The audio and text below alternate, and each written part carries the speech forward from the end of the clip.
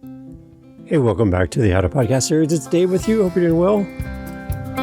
Glad to be with you again. We're doing 365 this year, a whole bunch of episodes in a row, and I'm glad you're along for the path and the journey of trying to do this crazy task. Like, it's a lot of podcasts. I get it. Yeah. My name is Dave. I host this show and 8 other shows, around 2,500 episodes in the past 7 years. So, yeah, I talk a lot. And I love being with you, and I'm glad you're here. First timer here, welcome to the show. There's a lot for you to fall in love with, I hope, and pray that you find something here that really helps you on your journey as a podcaster. We do this in community. We do this with guest co-hosts, solo episodes.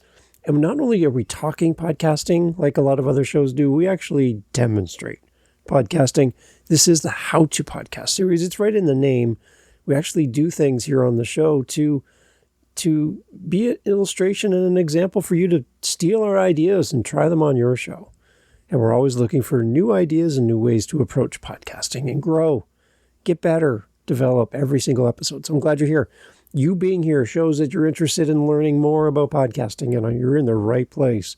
Thanks for being here. Let's talk about this. We're going to talk about our podcast show notes. That's the information that goes along with the podcast on the player. Okay, on the player, when you're listening on your phone or wherever you're listening right now, there should be a way to look at the words that go along with the episode. Not the transcript particularly, but the notes. What the show's about, what this episode's about, why this episode was made, what's in it for you, links to things that we talk about on the podcast, in the episode. Everything all in one.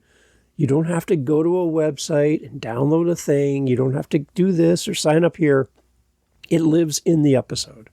And this is your podcast show notes. You'll hear it called episode notes, show all that kind of stuff. There's a lot of different terminology for it. But basically, it's just the information you can see on your screen right now. That is what we're talking about today. And we want to talk about why this is important, how it can help your show, and more. If you ever have any questions, reach out to me at howtopodcast.ca. Love to help you. Now, on top of everything we're doing here today, normally I do this at the end of the episode, but again, it's a How to Podcast series, so I can show you different ways to approach this, and you can steal this idea as well.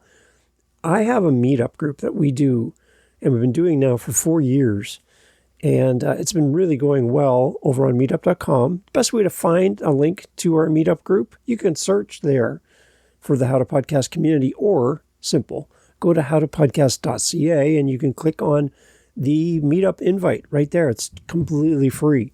And you're like, well, these meetups, they're usually trying to sell you something. So 2 people from the meetup group, 2 of my friends in podcasting, Dave Beckmeyer from California and Bill Monty from Florida, 2 of our southern states down there. I'm in Canada, so you guys duke it out as you will. These 2 gentlemen got together to talk about the meetups and their experience on the meetup together, because they both attend. And if you want to meet these 2 in virtual real life, come to our meetup group and you can meet them both. They're amazing guys. But they talked about the meetup group, and this is a little plug for the meetup group from them. I was not involved in making this at all, and I'm grateful for their feedback. But here's a little taste about the meetup as a way to do a call to action near the beginning of the episode, because you're here and you're most likely to hear this now. So here's Dave and Bill talking about our meetup group. Always free. Come join us. We'd love to have you there. Bill and Dave, please take it away. This episode got me thinking about something I've been doing almost every Saturday for the last several years now. Regarding real change taking longer than a weekend, I wanted to mention a podcast meetup run by a friend of the show, David Campbell. Rather than have Dave do a promo about it himself, I spoke with a fellow member of the group, Bill Monty. I was so lucky to just stumble upon Dave's meetings. The first meeting, I knew this was different than other groups I had belonged to. First off, the other groups I had to pay to be in. And sometimes I was completely ignored, never asked a question or even acknowledged that I was part of a little 5-person group. And so this became something very different for me. And really it was someone tossing me a lifeline, because at that point I was just thinking about giving up podcasting. Dave uses the word community a lot. And that's exactly what we've built. We've built this little podcasting community of people who actually care for each other. There's no judgment. There's no sales. It's a great place to learn, and it's a great place to feel safe. If you're looking for a podcast community that feels more like a long-term conversation than a weekend transformation, the easiest way to join is visit Dave's site, howtopodcast.ca, and scroll down to the meetup. It's free, and honestly, it's one of the few podcast groups I keep coming back to. Dave Beckmeyer, thank you. Bill Monty, thank you. Again, two of the nicest guys you'll ever meet in podcasting. We're lucky enough to have them join us on our meetups, and you will meet some of the best people in podcasting ever. And I'm thrilled to have them part of the community. It's not a huge group, and that's not the idea. It's not meant to be a huge group. We try to keep it as small as possible and as interactive as possible. Everyone gets a chance to talk. It's not like two people or one person hogs the mic and hogs the limelight, and it's all about them. It's all about us. It's all about us together that makes this thing work. And I'm glad to have this space. And again, you're invited anytime. Thanks, Dave. Thanks, Bill. Let's get into what we're talking about today. Podcast show notes, the information in your show that you're listening to right now, what you see on the screen. Your episode, your podcast, doesn't end in the moment you hit publish and you release it to the world. One of the most overlooked tools available to every podcaster is the show notes that go along with your podcast. It's an afterthought at most for many podcasters. And to be truthful, not a lot of people actually read the show notes. That's why I'm trying to draw your attention to them. People press play and put their phone in their pocket and move on with their life. That's kind of the way podcasting works well. But the show notes are there for a reason, and they're not to be ignored. So please pay attention to these. Podcast show notes are often the first thing that a potential listener reads before deciding whether your episode is worth their time.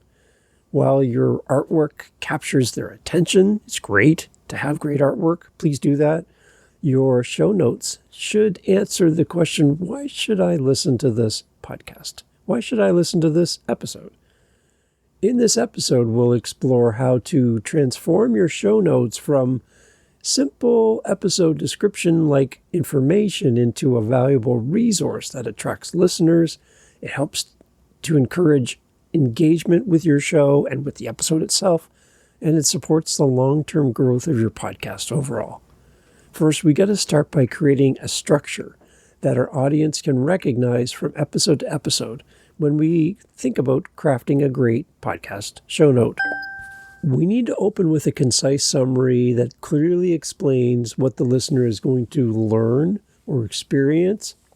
If you're interviewing a guest, introduce them with enough context to establish their credibility, why they're on the show, while highlighting why your audience should actually care about the conversation to follow on the podcast. Again, I'm reading this, I'm making it a buying decision at this moment, whether I'm buying into your episode or not. So what are you going to do to convince me?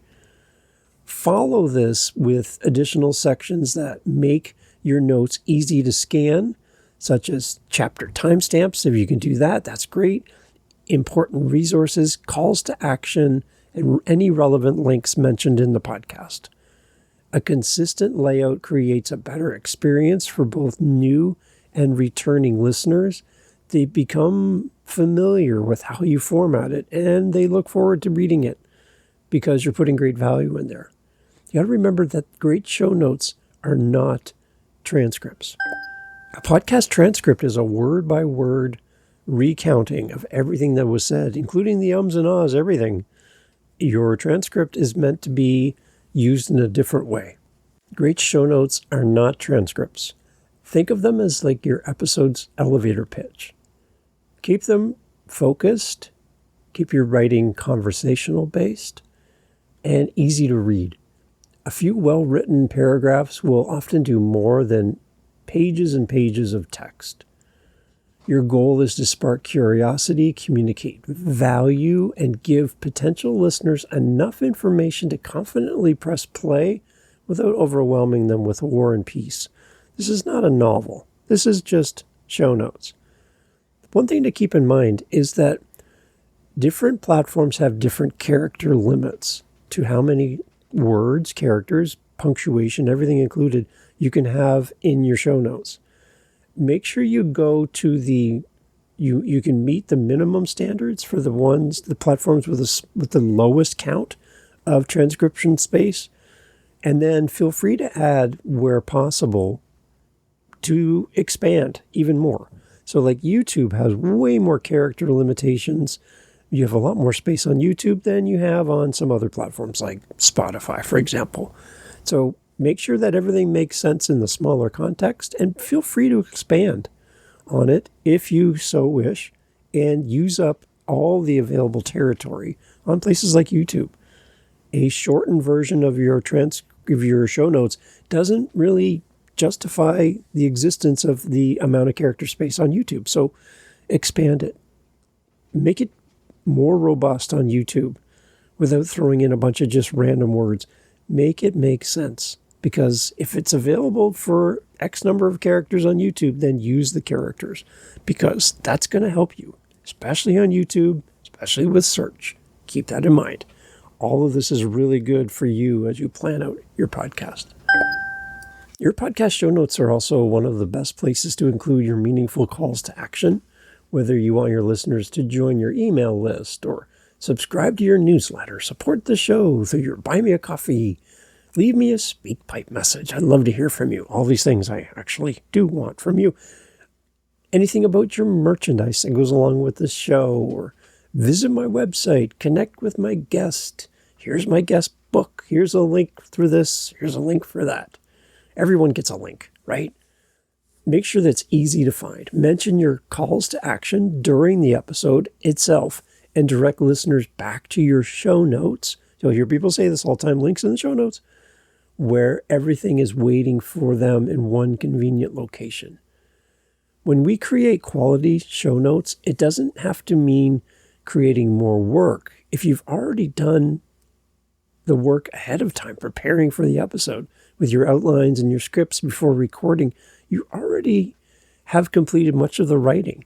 Repurpose those outlines into published episode descriptions, show notes, that accurately reflect the conversation.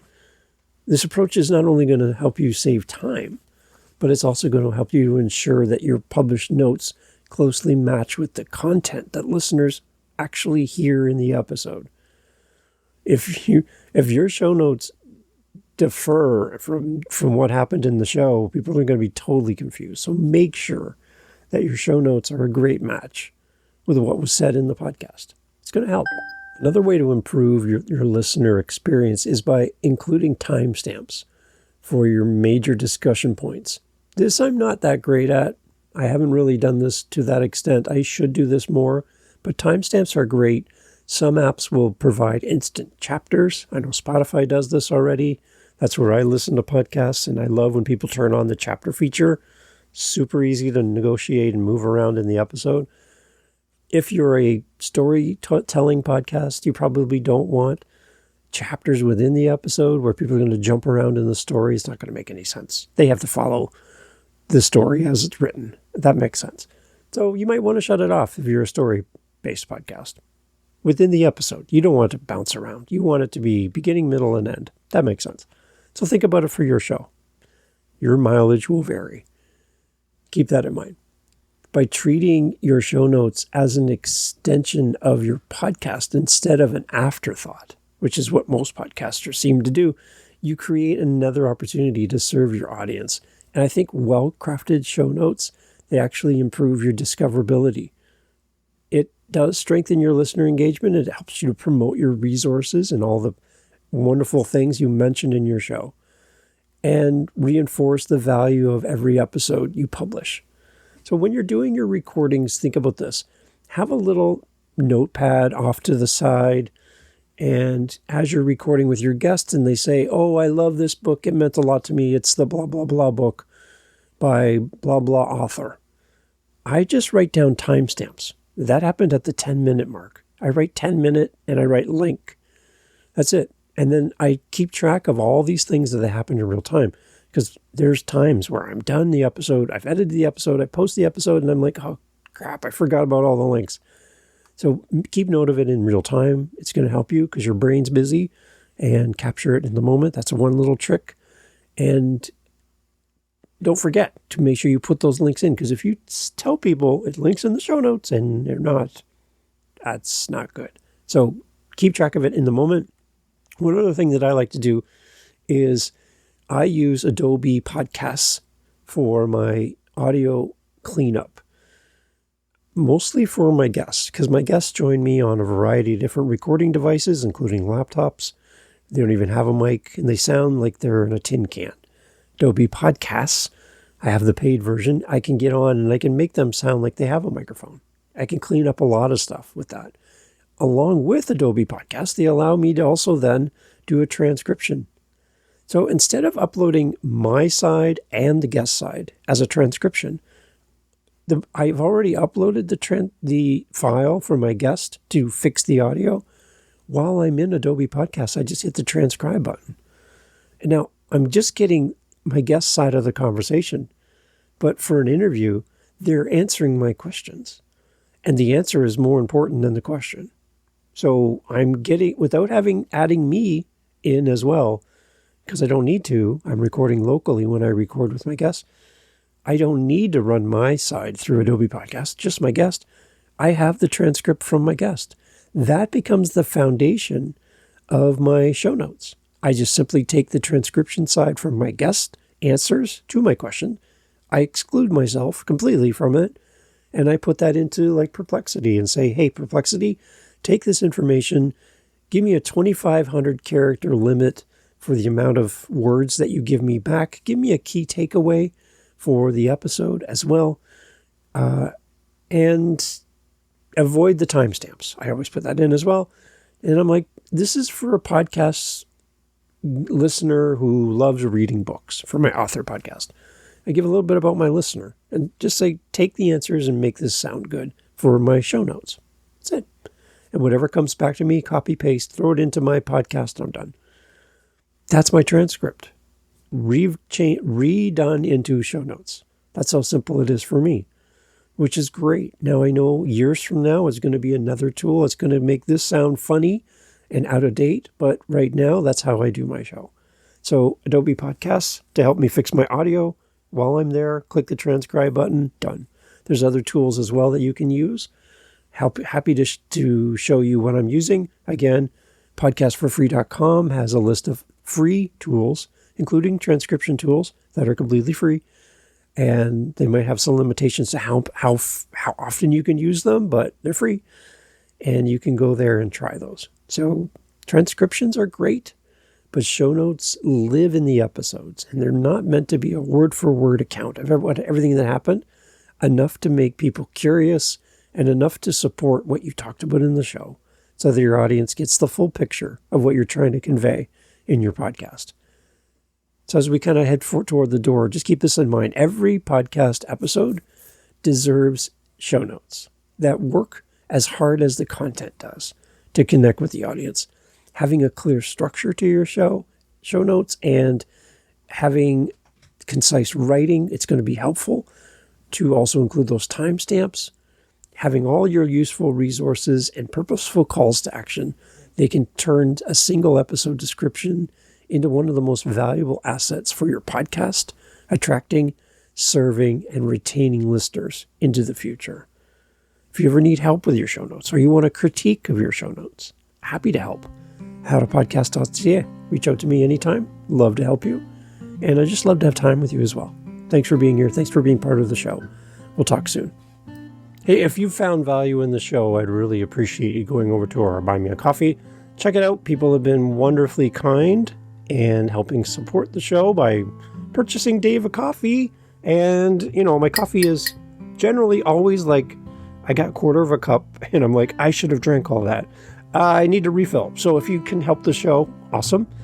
For you that have a Buy Me a Coffee or considering it, keep in mind too that you can set up like a Patreon style of monthly support for your show through Buy Me a Coffee, where you can set up levels and people can pay at different levels for different amounts.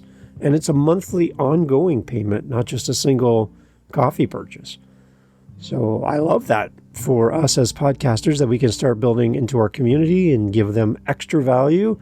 You can set the tiers, you can set the bonuses and what's available at each tier.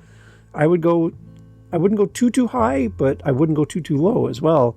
And set up different tiers and let your audience do that. I've actually set it up and I've already had my first membership, which is outstanding. Ralph, thank you. It's great to have people in our world that support us as podcasters, and Buy Me a Coffee allows you to do that Patreon style without being on Patreon. So if you want to, and you already have Buy Me a Coffee, you're considering between the two, try that, because again, Buy Me a Coffee allows you to have the benefit of one-time coffee purchases or monthly, like a Patreon. You also have a storefront, and you can create, like if you're an author, you could have a bonus chapter that didn't make it in your book. People can buy that. You could have a private podcast that's only available through paid access to that private, non-public facing podcast. So you can have something very special, very unique, and use your storefront on Buy Me a Coffee to be the way to handle all the transaction fees and the credit cards and all that. There's a setting also in Buy Me a Coffee I'd encourage you to turn on where you will cover any kind of credit card fees for anybody that gives to your show through Buy Me a Coffee. I turn that on. I don't want you to have to pay a credit card fee to support my show, so I'll eat that cost. So think about that. Buy Me a Coffee. It's there on the howtopodcast.ca website in the show notes. Thanks for your support. I'll talk to you soon. You're still here. Excellent. Okay, I have a question from a podcaster I'm working with, and they were saying, Dave, when I listen to your show, I'm like, how do you do your questions? Like, how do you do all this? Like, how do you balance actively listening to your guest while at the same time planning out your next question? How are you doing that? It's a great question. It comes in with practice. It's not something that I was great at when I first started, but over time I developed it. And I think I have over 1,000 episodes of interviews now. And it's becoming a little bit of a game for me to come up with creative ways to frame questions that would be pretty standard questions.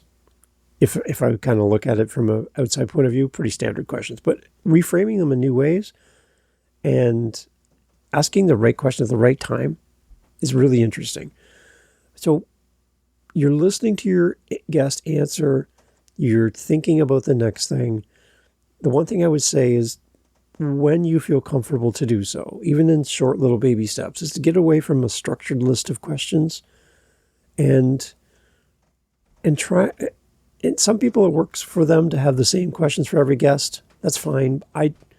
As a listener, I find that to be too predictable. I like to have some variety to the podcast and not feel boxed into a format where you have to do the 5 questions because everybody gets the 5. I like to kind of wander with my guest. I don't give my guests the questions in advance. And some people don't like that. Some people have refused to come on the show because they don't like the inability to prepare. I don't like overly prepared answers. I find them to be boring and not as engaging and not as much fun. It feels like a play and not like a conversation. So as I'm listening to my guest, I'm always listening not to respond, but to add to and go deeper and expand on it. It's kind of like improv in that we don't know what's coming next. I don't know what my guest is going to say. And I'm reacting and responding just like a listener would, just like in real life. When you go out for dinner with your wife or your husband, your friends, you don't have a script. Everyone's not reading from a clipboard around the table. That would look weird. And that's what I feel like as a listener when I listen to overly scripted podcasts. The big thing is to listen intently.